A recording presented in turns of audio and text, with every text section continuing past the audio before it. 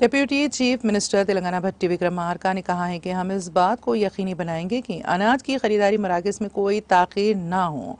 Media conference से खिताब करते हुए भट्टी विक्रमार्का ने कहा कि अनाज की खरीदारी होते ही किसानों के खातों में रकम जमा कर दी जाएगी।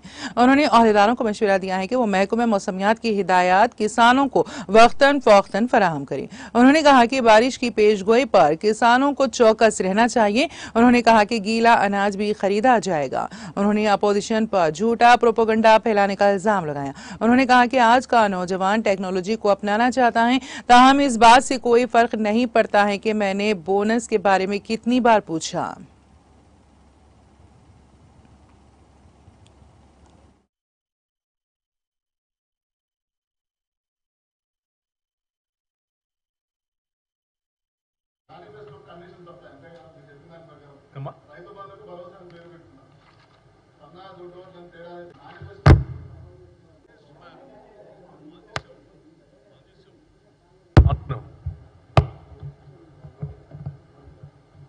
ఆన్ చేసాం. ఇప్పుడు పీరియాడికల్గా అమలు చేసుకుంటూ వెళ్తూనే ఉంటారు.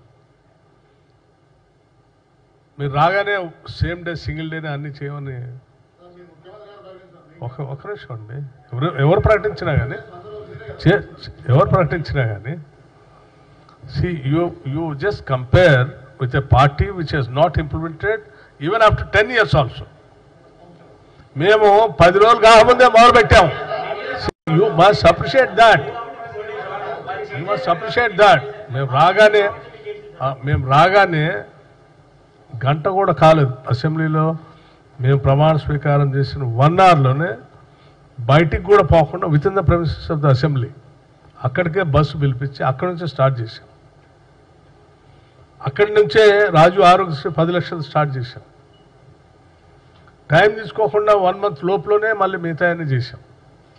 So it's ongoing process.